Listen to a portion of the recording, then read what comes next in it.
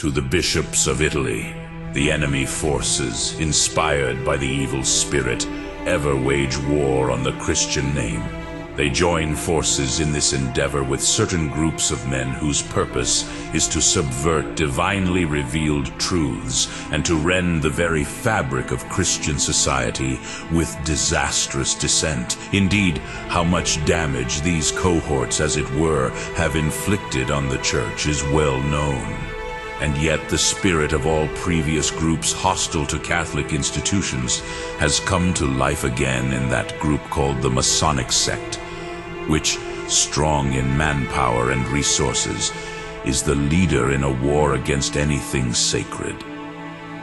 Our predecessors in the Roman pontificate have in the course of a century and a half outlawed this group not once but repeatedly. We too, in accordance with our duty, have condemned it strongly to Christian people, so that they might beware of its wiles and bravely repel its impious assaults.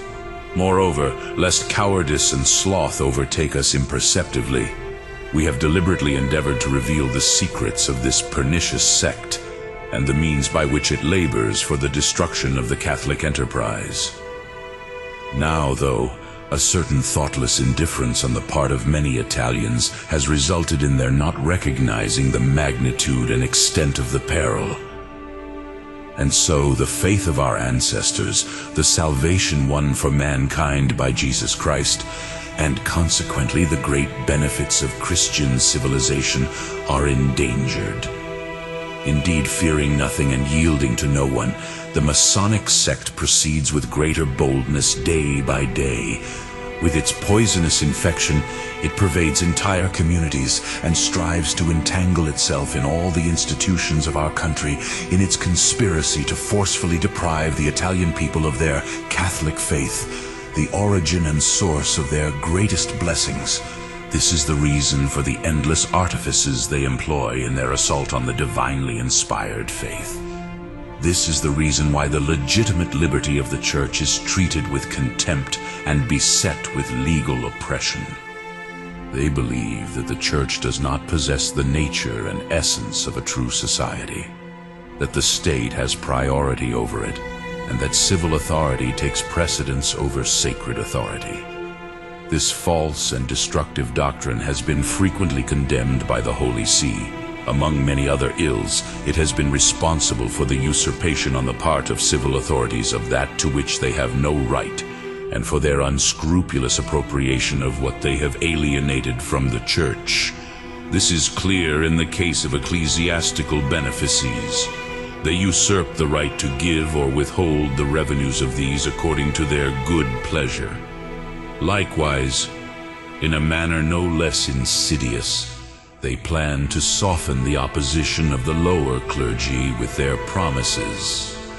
Their purpose in this endeavor can easily be detected, especially since the very authors of this undertaking do not take sufficient pains to conceal what they intend. They wish to win over the clergy by cajolery. Once the novelties have confused them, they will withdraw their obedience to legitimate authority. And yet in this matter they seem to have underestimated the virtue of our clergy, who for so many years have given manifest examples of their moderation and loyalty. We have every reason to be confident that with God's help they will continue their devotion to duty no matter what circumstances may arise. This summary indicates both the extent of the activity of the Masonic sect and the goal of its endeavors. What compounds this harmful situation, however, and causes us deep anxiety is that far too many of our compatriots, driven by hope of their personal advantage or by perverse ambition, have given their names or support to the sect.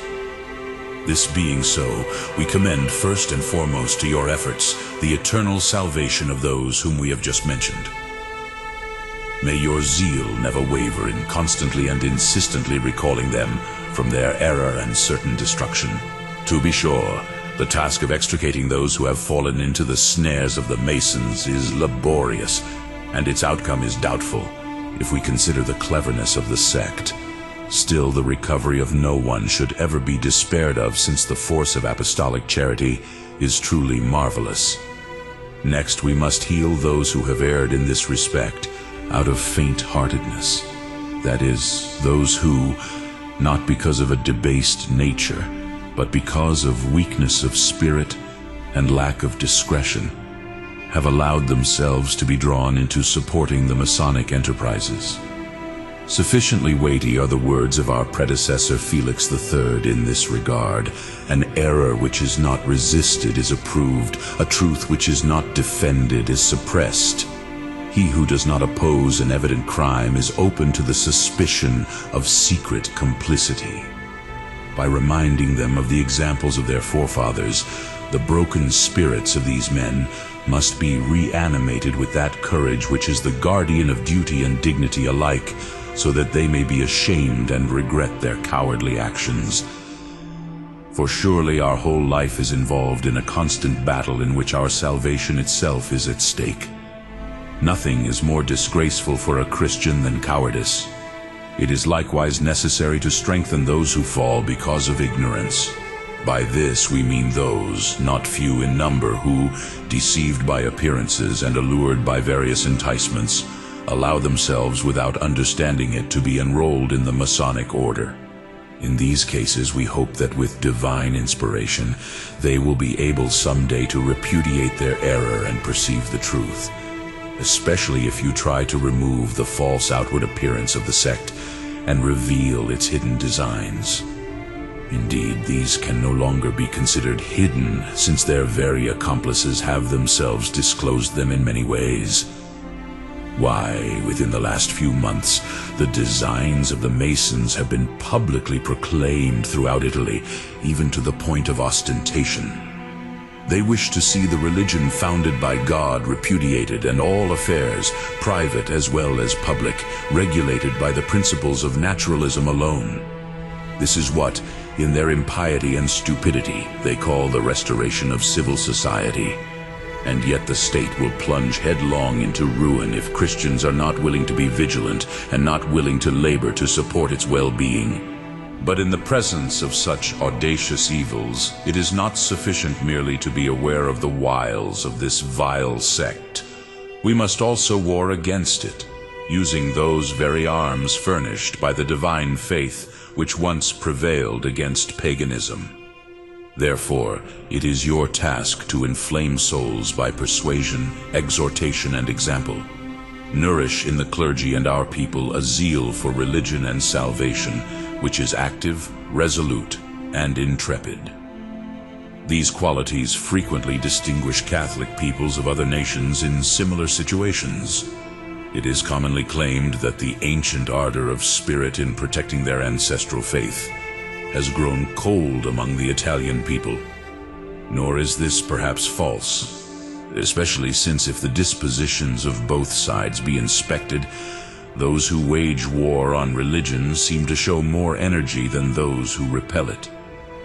But for those who seek salvation, there can be no middle ground between laborious struggle and destruction.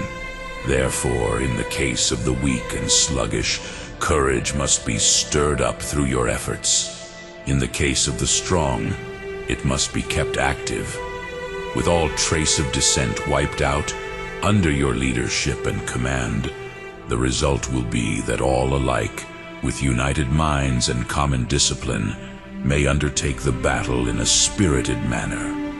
Because of the gravity of the matter, and the necessity of repelling the danger, we have decided to address the Italian people in a letter which we are including along with this one, propagate it as widely as possible, and, where needed, interpret it to your people.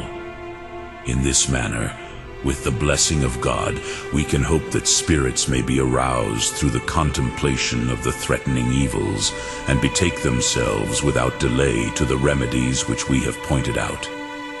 As a presage of divine gifts and testimony of our benevolence, we affectionately accord to you, venerable brethren, and the people entrusted to your care, the apostolic blessing.